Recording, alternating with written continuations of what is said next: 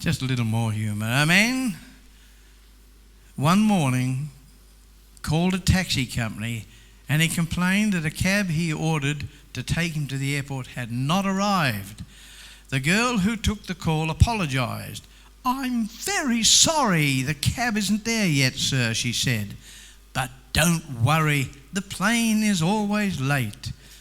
"Well, it certainly will be this morning," the caller said. "I happen to be the pilot." Boom, boom. It's my pleasure now to introduce to you Cameron Semmens, if he'd like to come forward and have a good look at him. Handsome looking fellow he is. He's an award-winning Christian poet and performer. Cameron has written 13 books. He's got 4 CDs of his poetry that's published to date. He makes his living through words, running workshops, writing books and performing live. He's an associated artist with World Vision, and he lives in the Dandenong Ranges, not far from the Cuckoo, I imagine. That's right. With his wife Sonia and 2 young children. This is the first part of Cameron's presentation. The second part comes a little later in the program, but we'd like to give him a very big welcome. Well, actually, I only just turned 40, and for my 40th birthday, I took my whole family to the Cuckoo, and it was an experience. I had to get up and do a poem because that's what I do, of course. So that was amazing. So I do recommend the Cuckoo. It's an incredible experience. So I'm a performance poet. Now, some people do get a little bit worried when a poet gets up on stage, but I have a real emphasis on being accessible and entertaining, so hopefully it'll be that for you this afternoon. And one thing I like to do is take familiar bits of the Bible, bits of scripture, and look at them with fresh eyes and with fresh words. Because especially if you've been around churches all your life, or you've been reading the Bible all your life, you actually get incredibly used to it. And you don't realise, or you sort of forget how amazing it is and how much surprise there is and how startling it can be. So I try to insert some of that wonder and awe back into these familiar bits of the Bible that we all know.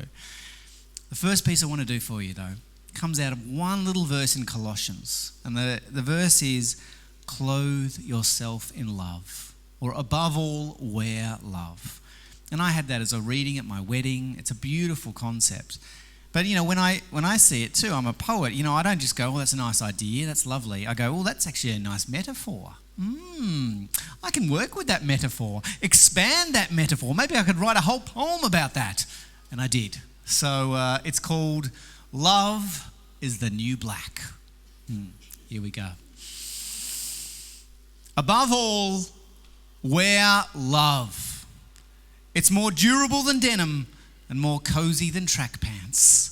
It's more appealing than tuxedos and more revealing than Speedos. It's more protective than a suit of armour and more classy than a suit of Armani. Wear love.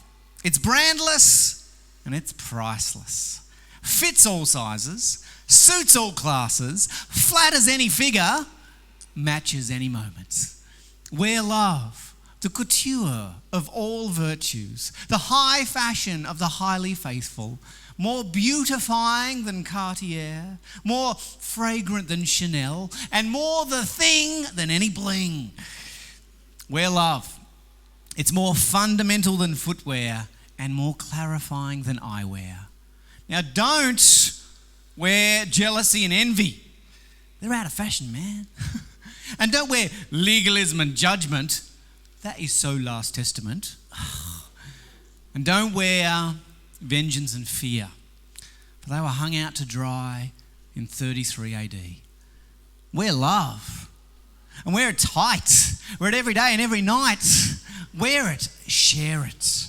It's more becoming than the latest hairdo and more bedazzling than a sequin tutu. Wear love like Inuits wear gloves every day. Like the Peace Corps wear logos of doves every day.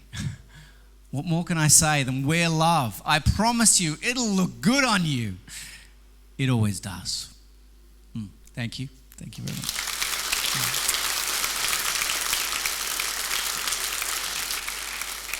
So I just want to do one more piece in this little set, and because I was thinking on this theme of love, for me that's often what faith comes back to, and that's where the ultimate motivation has to be, coming out of love. And one of the jobs I see as a poet is also to re-express those familiar things from different angles. So with this one, I chose love your neighbour as yourself. It sort of sounds so direct, but sometimes we can get caught up in what that means. What are the implications? How does that work in my life? Things like that. So hopefully this piece makes you laugh a little bit. It's a bit quirky, but also maybe it'll make you think in a little bit of a different way as well. So I call it Ponderings and Cogitations on Loving Thy Neighbour with bonus real estate advice. I like my poems to be thoughtful and a bit practical too. So here it is. If I hate myself, underrate myself, undercut myself, headbutt myself, should I still love my neighbour as myself? Whew. Narcissists love themselves too much. Can I love my neighbour too much? A restraining order says yes.